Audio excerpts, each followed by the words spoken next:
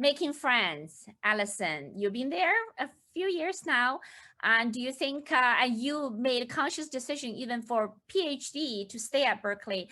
Have you made great friends at Berkeley? And are they like local friends, international friends, different, colors, different backgrounds? Please share with us your experience. Yeah, thank you for asking the question. I think that I definitely made a lot of friends, and I think, but you have to anticipate that when you enter as a freshman, you may feel a little overwhelmed at first because there are so many people. But a lot of people start with, like, if you're living in a dorm, start with your hallmates and people who live on your floor, and then start to explore like different student clubs, like the dance club people mentioned. And I think that my friends are pretty diverse. Although Berkeley has like 40% Asian American students, I definitely have like friends from different ethnic and cultural backgrounds. Some friends are because of interests or sports, and others are just like we're in like a volunteering organization. There is also like sorority and fraternities, which is more like like socialization oriented. So I wouldn't say making friends is hard, but it's like crucial to be open-minded and to expose yourself to more like different interests. Even if you have like never played sports before, if you're willing to try, then you can definitely make some friends there. So yeah. Okay, that's great. How you're smiling? How about your experience? Why are you leaving Berkeley only 3 years? You can stay there at least 4 years, right? I think I got all of what Berkeley has to offer very early. So I was like really fortunate to have gotten to do research in high school. So I finished like my whole research aspect, and then like touching on clubs. I think, yeah, there's like two sides of clubs. There's like the nice ones and then there's the mean ones. And I've been on like both sides now, like interviewing for clubs and as well as interviewing people. And I guess like I'll just let you know now, whether or not you get accepted into like a club has no like implication on you or your student. It's not about how qualified you are. It's about whether or not you have friends in the club. So, Oh my gosh.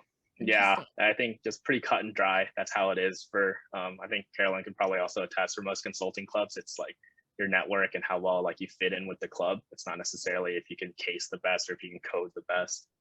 But for friends, most of my friends, my housemates are all EECS majors and engineering. So we usually work together for, projects and stuff. And then I also played a couple IM sports, and, that's mostly like white people, Asians, Indians. But I will say, like, you meet people in class and they're all cool. And so like, it depends on what activities you want to play and like do and partake in. And that kind of defines your friend circle. Okay, so now we're on the topic. How about dating life?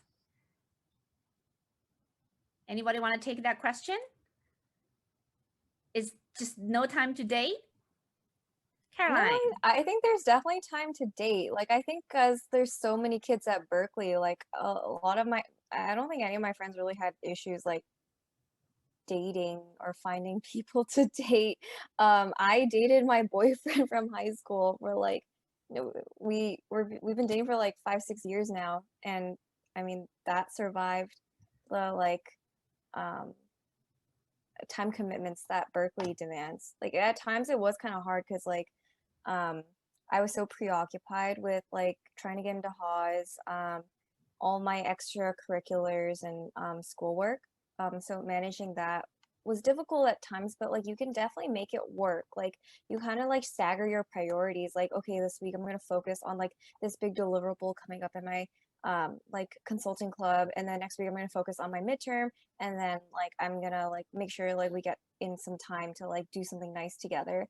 But I've never heard of like anyone that had like trouble dating because like they just like didn't have the time. Usually it's because of like other factors.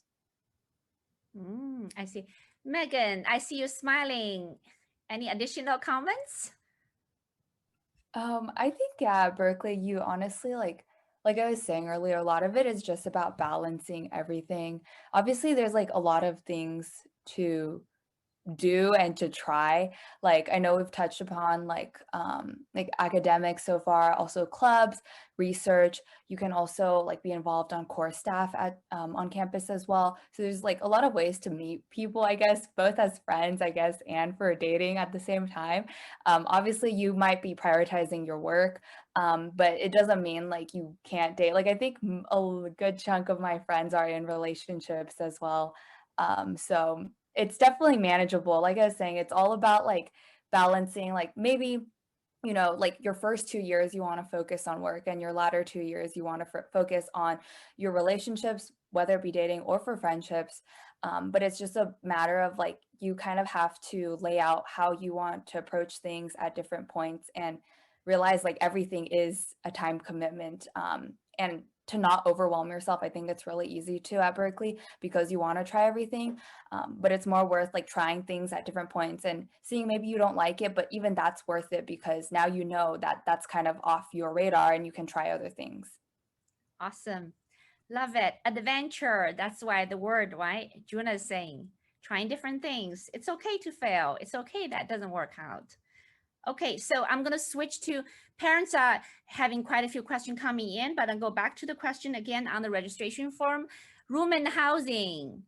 Okay, all new students are worried that they won't get a place to live on campus. Smiling, see, Kyle, you want to go that? The room and housing.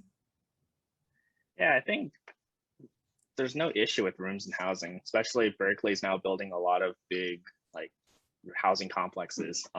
And actually, like touching back, I think People's Park might get taken down and turned into student housing. So that's good, I guess, for people who want to live across from People's Park.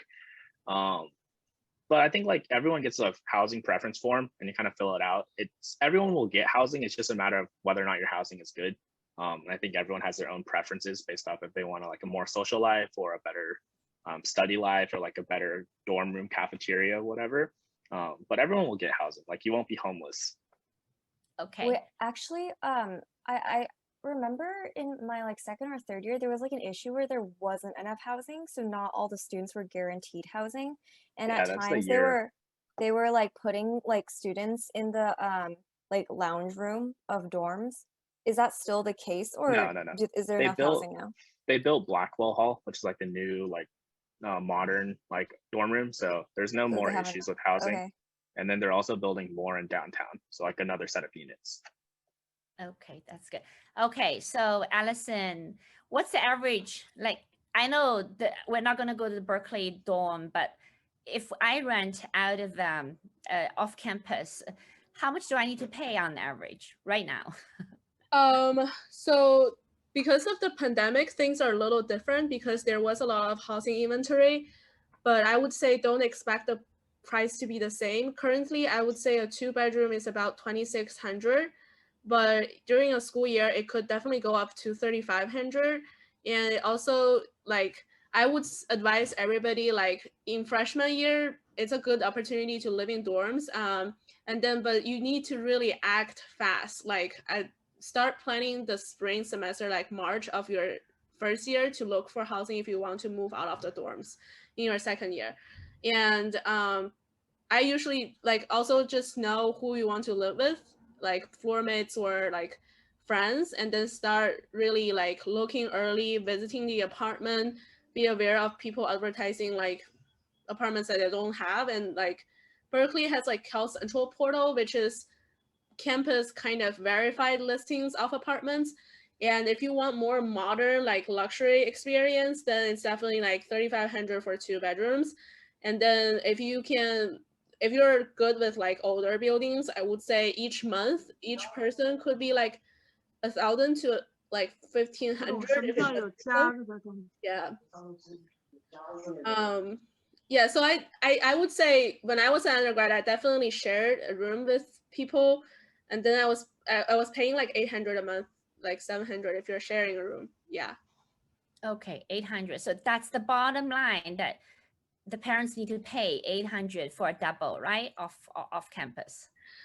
Pretty much. I think that's a normal price, but I've seen people who rent like a 1-bedroom, 1 living room, and they put like 4 people in. They just basically have no living room. It's just like 4 people total. And then each person can pay like 500, but really it depends on like your lifestyle. If you pretty much spend all the time in libraries, gyms, you don't really like, if home is just a place to shower and sleep, you can definitely like reduce the cost by sharing. But if you really study at home and you want to cook and stuff, then you need to be better prepared in terms of budget.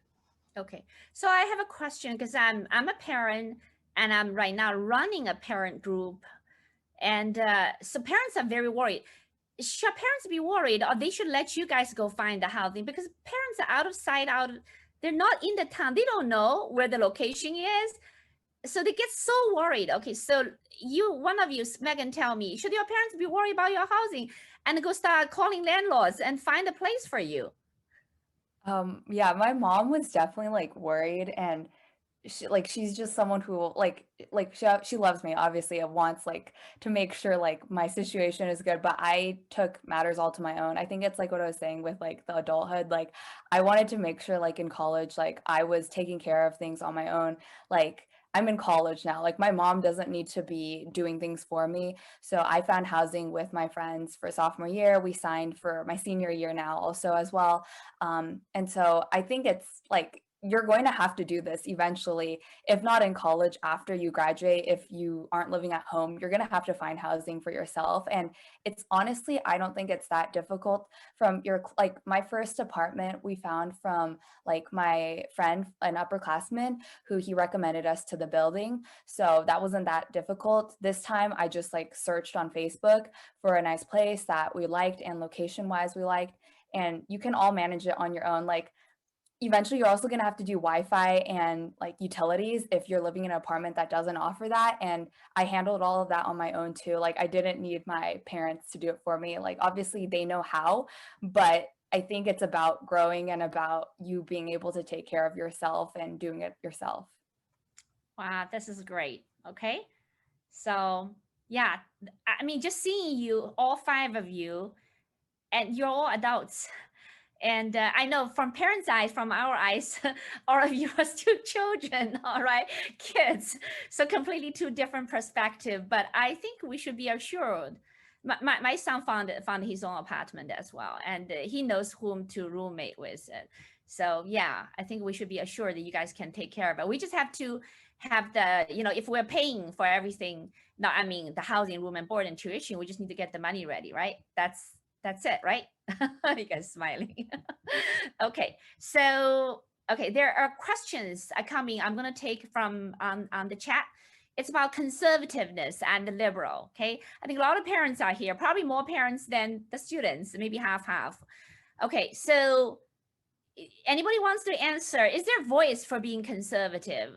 It's okay. What if I'm supporting Trump and I publicly tell people I want to vote for Trump? Will I get into trouble if I were at Berkeley because their image is too left? Okay, anybody want to take that? Well, I can speak a little bit about it. Yeah. Yeah. So I think there is definitely space for conservative students. In fact, there are clubs like the Berkeley College Club for Republicans, and also like Turning Point USA. There is a lot of like conservative student clubs, and there are attempts to like set up dialogues, inviting right-wing thinkers, speakers to be on campus, although there were also protests. So I would say most people are left-leaning, including your faculty, but it doesn't mean that there isn't a space for like conservative students. And most people wouldn't, your future employers wouldn't think badly of you just because you went to Berkeley, and Berkeley is like a leftist school. And I definitely think it's more important to be open-minded, no matter what political affiliation you and your family are, to be exposed to different like knowledge and different opinions, and to not like think that political opinions couldn't change. It applies to like all spectrums of political affiliation. And I would also say like people who are Christians or people who voted for Trump, it really doesn't matter. Like you really do have a place on campus. There is also a lot of like Christian fellowships, etc. So I wouldn't say you need to worry about it. But Berkeley is a left-leaning school, I will say, as compared to like maybe a school in the deep south or like, yeah. Okay, that's good. So I will assure the parents and students here, if you a Christian and you go to church, and tomorrow is tomorrow, right? It's Easter holiday, right? You practice Christianity. You will have a place at Berkeley. There will be church for you to attend to, right? Okay, that's great. Okay, so there will be, so we only have about 20 minutes left. I know two of you for sure need to leave. Allyson, you need to leave, right? And Meghan, for sure, you have a hard stop. The question gonna come on the CS side and Haas. Will Junna and Kai and Carolyn, will you be able to stay a couple minutes after 6:15? Okay, okay, sounds good. Junna's good. Okay, so let's maybe get the Haas out of the way. The CS is a very, very complex subject. Okay, Haas. Okay, so there are people asking, can I double major? Can I do history? And can I be a business major? Caroline. Yeah, it's definitely doable. They don't like advise against like double majoring in Haas. I will say though that like they make you take like a really high number of like units to fulfill the Haas degree. So it could be kind of difficult juggling the course load. And that's ultimately why like I had initially wanted to double major in Haas and political economy, but because I also wanted to, you know, still have like a decent social life and pursue my extracurriculars, I just decided like you know, this is an area where I might like sacrifice a bit and like switch to a minor. So it's possible. It just depends on like what your priorities are. Okay, I'm gonna yeah. So what is the GPA requirement to get into Haas? When you should apply? I think that's most asked questions. Yeah, I don't think there's like a strict GPA requirement. The kind of like loose one is like I've heard like 3.6 and 3.8.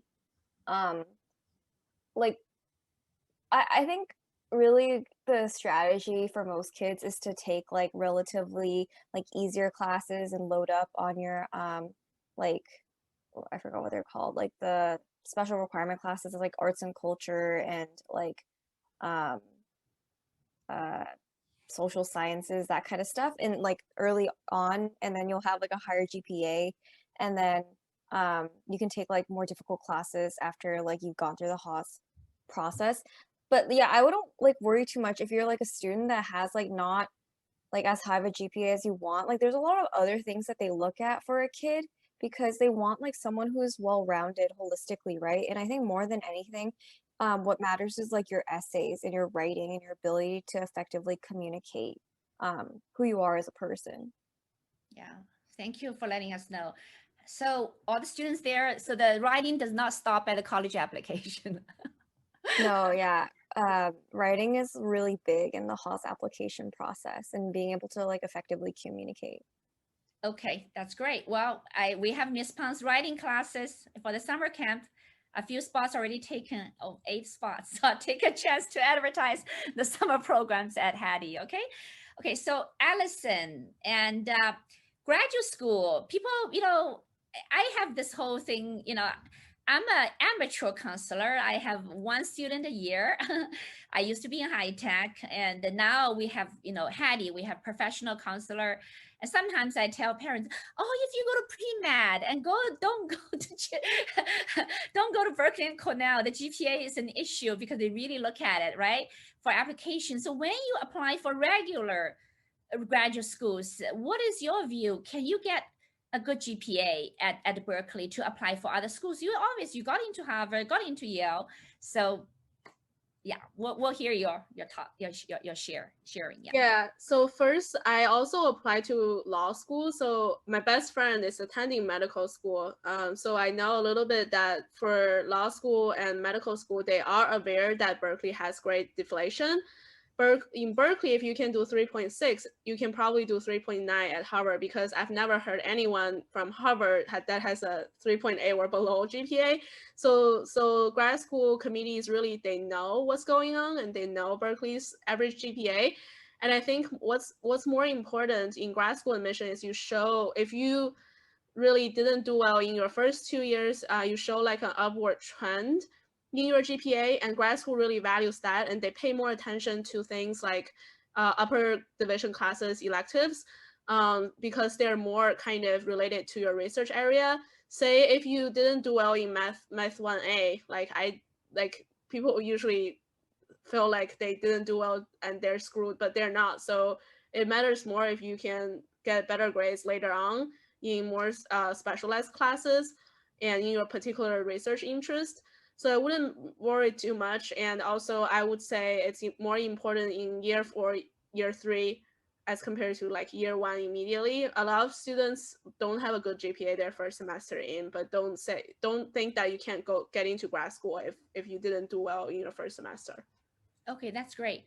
Similar, I've been telling to high school students, if you made some mistake in 9th grade, UC does not look at your GPA in 9th grade. Yeah, some private schools do, but UC doesn't, right? So upward mobility, okay, and the progress is very important. That's very encouraging. Okay, so let me see what other questions we have. Okay, I have now the CS now. It's very complex issue. So I'm gonna ask. We have a couple cultural questions. I think before a couple of you leaving.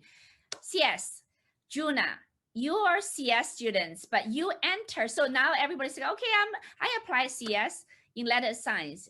Do you automatically become a CS students when you're letter in science? No, definitely not. So for I think everybody that applies to letters in science, you get admitted as undeclared, and you have to declare your major in letters in science. So the same thing applies for CS. There's like three main courses that you have to take in order to declare, and those are CS 61A, 61B, and CS 70. But I do think they're changing the declaration policies, not next year, but the year after that. Okay, so everybody here, you get in. My son applied for CS, and both of them, and they are not automatic CS students. You have to take that 3 classes. Well, you can get in, become a history major. You apply for history. You can still take that 3 CS classes, right, Junna? Yeah. Anybody can take those classes. Anybody can take those classes. That's the beauty of Berkeley. Okay, letter and science. Okay, Kyle, you're in ECS. Okay, share with us what's your experience of pursuing CS. Do you have a CS minor or just ECS overall?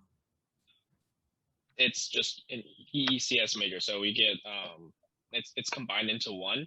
Okay. And for us, we go in already declared as ECS. The only way we can possibly get kicked out is if we have below a 2.0, which is, I think, like you're basically failing at that point. The good thing about ECS is we have like priority registration for CS classes, so there's always reserved seats. So especially for the upper div classes, like the super hot ones like artificial intelligence, machine learning, if you're not an ECS or a CS major and you are like a history major or whatever, you might not be able to take that class. Okay, I see. So you need to declare CS major to enjoy the upper level advanced classes. Declared CS major to have priority registration to basically be able to almost like guarantee your spot in one of these upper div classes. Okay, that's good. Okay, thank you. That's, you guys a little bit more relaxed than 2.0, and here Junna has 2, and my son had to like get, I don't know, 3.6 or 3 point something, right? Well, what's the number? 3.3 out of the 3 courses. B plus, right? Yeah, B plus. Oh, that's hard. B plus is hard. What's the percentage, Junna? Do you know? That declare CS? I feel like somewhere I read it was like around half maybe, which I feel like makes sense because the 2 lower division courses are curved to a B plus-ish, and then not really curved, but like binned. And then the third one is either a B or a B plus, I forget. Okay. So, yeah. Okay, yeah, half. Okay, so I'm going to switch gear a little bit, asking Meghan, and I will ask Caroline as well about weed. Welcome to California. I know there are a lot of out-of-state parents. They're worried. Any issue with the weed? Do you smell marijuana when in the dorm? I did many years ago at Cornell. So I know weed was an issue 30 years ago, right? So Meghan, go ahead. I would say yes, they probably will smell it around at certain places. I personally do not smoke weed. And like it was like a little shocking the first time I visited Berkeley because I was in high school visiting my brother who was there, and like I was like, what is the smell? Like I had never smelled it before. So it was like my first time. I don't know if it's like I personally don't find it as a big concern. You'll probably smell it if you go to like maybe like frat houses at parties. Um, Technically in dorms, I believe most of the dorms or I don't know if it's all dorms, it's not allowed technically by like RAs if they do smell it. Like I think they will report it or something along those lines. But I don't think it's going to be like just because if like I'm guessing what parents are concerned about is that if kids are around this environment, they're going to start smoking, I guess, is probably the big concern, I imagine. I don't really think like I would say there's no like peer pressure personally. I mean, obviously it's up to the student yourself, like what you decide to do. But I would say like if you're in a right friend group and you have friends who do like smoke, like if they are the right people, they're not going to be pressuring you to do that. If they're not the right friend group, or maybe you learn that they aren't the right friend group through that experience as well. But yeah, that's kind of what my 2 cents on it. Okay, it's really up to you, right? Yeah. I really don't think like there are people around me who do smoke, and also I guess drinking is like another thing.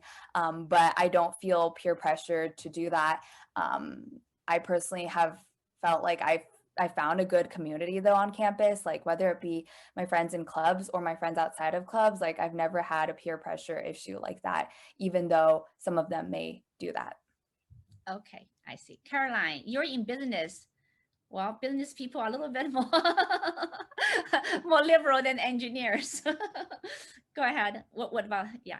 Yeah, I mean, I think at any college you're going to find like the opportunity to like drink and like smoke or like I don't know, to ingest weed in any way that you want. And like in a way, like that's part of the college experience if that's something you want. And I think it's important for parents to understand that the reality may be that that's something that your kid wants to try out, and that's just part of like I don't know, their entry into adulthood or their exploration process. And that doesn't make them like any worse of a person or any less likely to be successful, right? I think also there needs to be a certain amount of trust in your kid that they know what they're doing. And even when they explore like this, like they're still like your kid at the end of the day, and they're still going to work really hard and like are a good person. Like drinking is like a big aspect of American college culture. I feel like it's also like a big aspect of like I know Chinese banquet culture, and I don't think like weed has been scientifically proven to not be any more damaging than like the effects of alcohol, right? So like yeah, Berkeley is in California. California has legalized weed at age 21, and there's like places where you can get like weed, but like it doesn't make it any more of an immoral place or make your kid more at risk of like failing in life. I would just like encourage parents to like have like faith in your kid. Thank you. Have faith in your students. Have faith in your kid. Okay, that's great. Okay, so I'm going to change a little bit of gear. I don't know whether I covered international students.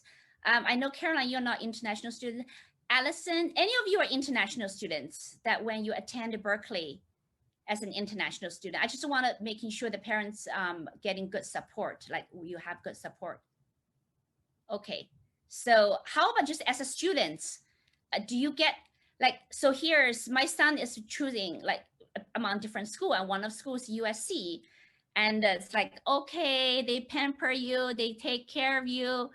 Are Berkeley students taken care of, or are you really on your own? Can you see your counselor if you have a question? Can you talk to the department admin? Okay, Kyle, do you want to answer that question? Within EEC, students are very well taken care of. I don't know if they're necessarily the same about College of Letters and Science. Generally, like we have a lot of resources, like with like career fairs, counselors, all that stuff. It's pretty easy to, you know, book an appointment to talk to your counselor. But, you know, obviously compared to like a private school, you can't really compare, right? You got to compare apples to apples. But I haven't had any issues in regards to like getting the help I need, whether that be with coursework or like internships or whatever. I think Berkeley does a great job preparing students to be successful. Okay, that's great. Okay, Allyson, you've been there. I know you're taking care right now as a PhD student, right? How about undergraduate student? I would say undergraduate students, it's like half on you, the student, and half on like the school. I would say systematically, the school does have enough like student advisors and counselors to answer your questions. And I did like volunteer as a peer mentor for international students as well, because I speak Chinese, and I think most international students can quickly find a community and can talk to their like advisors. So it's also important to remember, for example, I was in the College of Letters and Science. The College of Letters and Science have college advisors. Those are people who may not know your major that well, but they're like seeing the overarching academic plan for your 3 or 4 years. And then there are major like departmental student advisors. For example, in the Chinese studies department, they have like an undergraduate student advisor. Sometimes undergrads also have faculty advisors.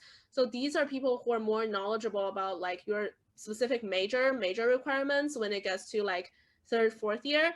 And I would say most people find it like College of Letters and Science advisors a little bit discouraging, but for like individual majors, those advisors are very helpful, and there are definitely enough resources. It's also like, don't be afraid to ask for help, because if you say, I'm struggling with this, I want more resources, more referrals to people who can talk with me, then they will give you resources. And there are also free tutoring in the student learning center. So I definitely think there is enough support. It's just like the responsibility is also on the student to find them. Okay. Okay, so basically you're saying that as students of public schools, a big public school like Berkeley, when you're on the campus, you will be able to find resources that the parents, as a parachuting parents, I don't have to worry and ask other parents and call. I don't have, you guys will be able to, right? Yeah, definitely. Okay. Let's delve into one question about CS. 2,000 students in the class, 61A, 61B, 70A. Oh my gosh. How this handled at Berkeley, Junna?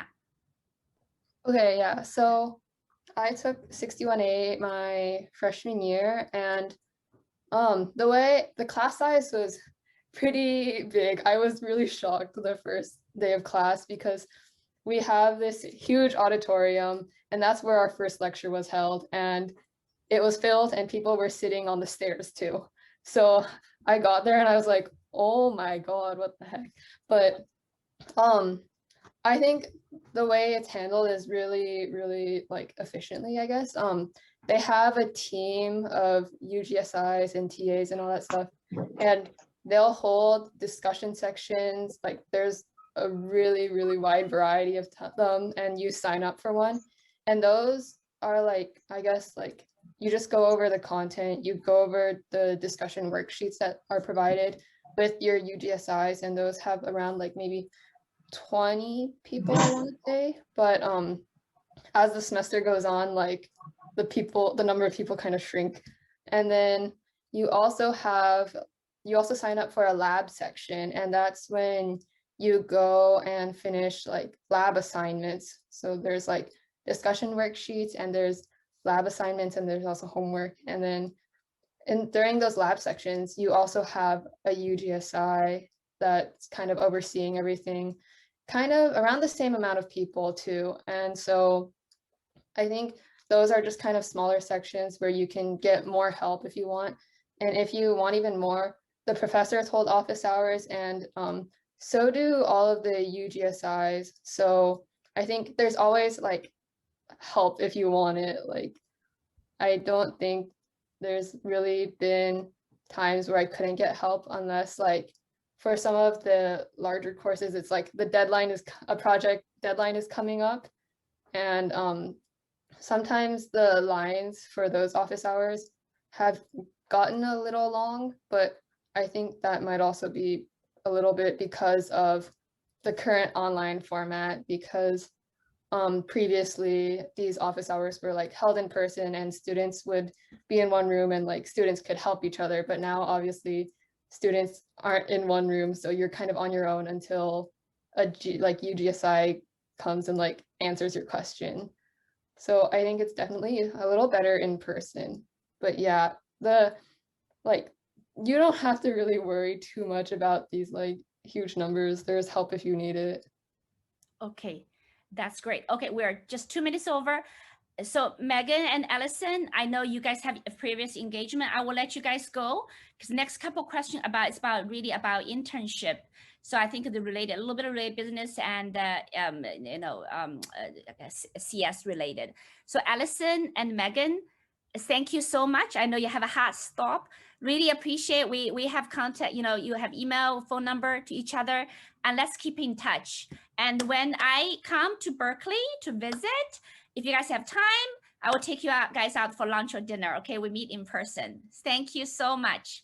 Thank you. Yeah, we'll let you two go. And there are a couple questions.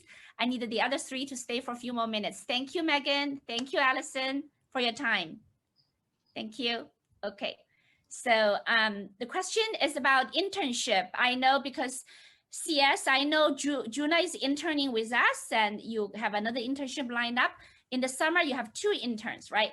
And then Carolyn, Kyle, you guys landed the dream job, a most desired job as a fresh graduate. McKinsey, oh my gosh, everybody want to go to McKinsey and Goldman Sachs. So I want to hear from both of you a little bit about how you have accumulated enough experience to land the job at the graduation. Okay, so maybe Kyle? So I guess I came into college really motivated, I guess, to try really hard. So that first semester, my freshman fall, I spent a lot of time, recruiting. I think that first semester I applied to over 200 positions at 80 companies. And so I was able to land a Fortune 500 company internship my freshman summer. I think that really helped me a lot recruiting my sophomore year. So sophomore fall was my favorite semester of recruiting because, I actually got interviews and stuff. I didn't just get rejected straight out. But I think with CS and engineering recruiting, you just have to do a lot of problems, right? So like you got to do leak code for CS, and if you're math or whatever, brush up on your competition math. And that really helps you shine through in your technical interviews. And I think a lot of the other aspect to it that a lot of EECS kids get stuck on is a personal interview, right? Like they don't want you to be a robot. You have to have a personality. You have to be able to work as a team. They don't necessarily want the best programmer. They want the best fit for the team. And that's something that's often overlooked. So I think with those two in mind, it helped me land a bunch of good internships my sophomore year. And I ultimately decided to choose Goldman Sachs rather than go work in tech. Wow, 200 applications. Hats off to you. You're very determined. You were very, very determined. Wow, that's amazing. That's amazing. Yeah, Caroline, what's your story? Yeah. So I think there's like not one single pathway to like if you want to go into consulting. The nice thing about it is that like you don't have to be a business student to go in. Like a lot of engineers pivot into it if they decide that like that's like engineering isn't like the right path for them, or like various like humanities majors. So that's like one of the cool parts of consulting. My personal path, similar to what Kyle said, getting an internship as a freshman or sophomore is really difficult. Like most people don't want you because you don't have any job experience, but like how do you get job experience without job experience? So I ended up just my freshman year interning at this like random startup in my hometown for free for like 4 hours a day. And it was like pretty nice because then I just spent the rest of the time hanging out with my friends. And I honestly think that like your freshman to sophomore first summer, I wouldn't put so much pressure on yourself to get like an amazing internship. Like I think if you do something that's like really cool and genuinely aligned with what you're interested in and is not necessarily like pure like work or internship related, like that also reflects really well to companies, like showing that you're an interesting and passionate person. So I would think about that. My sophomore year summer, again, applied to like a bunch of places. Didn't hear back from a ton, but I ended up working at United, and as like I was part of the team that prices like the flights to Asia and Australia. So that was like really interesting. And then, but I really think that like what makes the biggest difference is like case prep. So I spent that entire summer preparing for the interviews that were coming up for consulting internships in the fall. And I think having that kind of discipline and having a good support system of finding other students who are also kind of working towards that same goal makes a huge difference in the like how you perform in the consulting interview process. So I would say like, I don't know, if you're like a freshman in high school right now or like still relatively young, don't worry about this stuff right now. Like you can always like put in the time when the time comes, which is around like sophomore, early junior year, to start working towards getting like the consulting internship if that's the path you want to go down. Okay, that's good. Consulting was very hot when I was out of school. my first interview was actually given by a consulting company, now was bought by, I think, one of the four big fours. Yeah, and it's still very hot. It's amazing. Yeah, I think it's probably kind of a promote or cultivate all different kinds of skills, analytical, all kinds of skills that consulting job prepares you for a very diverse background. Okay, so Junna, you're sophomore, you already got your first like full-time internship in the summer, have a part-time teaching with us, which teaching is not a priority for most top school students, but you decided to take this. Please share a little bit of insight from why you're doing it. Oh, okay. So I'm doing, you mean like the teaching role, right? Yeah, okay. So I started this role this semester, and I just started it because I wanted to, I guess, learn a bit more about all the different like opportunities within CS itself, because CS is like a pretty huge field. And so I guess I'm teaching machine learning, and so I just really wanted to learn a little bit more about that and get a little bit more involved. And then the summer came around, and then I found out about this opportunity, and I guess I just really wanted to take it because I just want to continue what I'm doing right now. I think it's like really fun, and teaching the students is pretty fun too, just kind of interacting with them. They're all really interesting too. So yeah, I think it's more of a personal thing, just like personal enjoyment, and it aligns with like what I want to be doing right now. That's great. Yeah, we do have quite a few Berkeley students, UCLA students, Stanford, Harvard, Queen's University from Canada that have been teaching with us. So if any of your friends who want to pursue STEM education, which my son also, I think, is a minor in education or double major in education, I think it's quite interesting because you can know everything you know, and it's very difficult to get the same concept to convey it to younger students. So anyway, I'm doing some job advertisement here for internship. If you guys are interested, we have CE and machine learning teaching, internships available in the summer. Okay, that's about it. We're about 10 minutes past. Okay, last word you want to tell the accepted students. Congratulations to all of you. Go Bears. Caroline, what do you want to tell with your future students, class of 2025? Yeah, well, first of all, congratulations. Berkeley's an amazing place to be. I think you should seriously consider it. I think in the beginning, like I personally struggled to make friends freshman year, but it feels at times like everyone else is getting ahead of you in like social life and academically in their career. But you should know that like everyone is kind of like facing the same challenges you are, and even if things feel difficult at the time, like as you grow throughout your time at the school, like things will come together for you. Like you're gonna figure out what you want to do in life and your career. You're gonna find like the right social circle and like strong support network. So even when things get hard, like don't lose faith. Thank you. Kyle. Yeah, I guess first off, congratulations. I think Berkeley is a great school. I'm glad I ended up choosing it. I think, just take things one step at a time. For now, like finish up, make sure you graduate high school, and then enjoy your summer. But at the same time, get ready that, Berkeley is completely different than high school, and that there are a lot of challenges and there's a lot of growing up to do. And I think, just take things one step at a time, and obviously make friends with people who are older and be open to listen, because you don't want to make the same mistakes like people older than you did if you can avoid them. So just listen and always like have an open mind, I guess. Thank you, Kyle. Junna. Okay, yeah, so like the other two said, congratulations.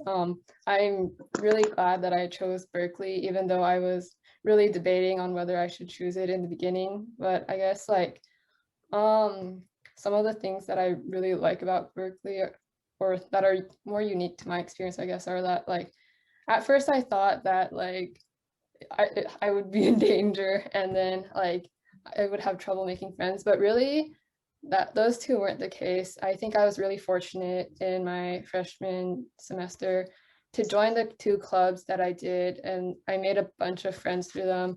I also got to know a lot more senior like or older students, and I think that really helped guide me throughout like my time so far here. So definitely, yeah, make a lot of friends. And yeah, I think it's been a really fun time. I still like keep in touch with a lot of the friends that I made first semester. So yeah.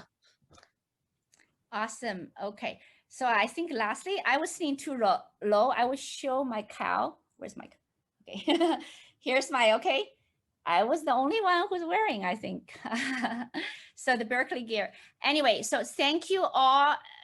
Thank you, three of you, and then the two other guest speakers for your valuable time and great sharing. And feel free to connect with each other, connect me on LinkedIn, and we'll keep in touch. Thanks again. And I think we're going to end this event.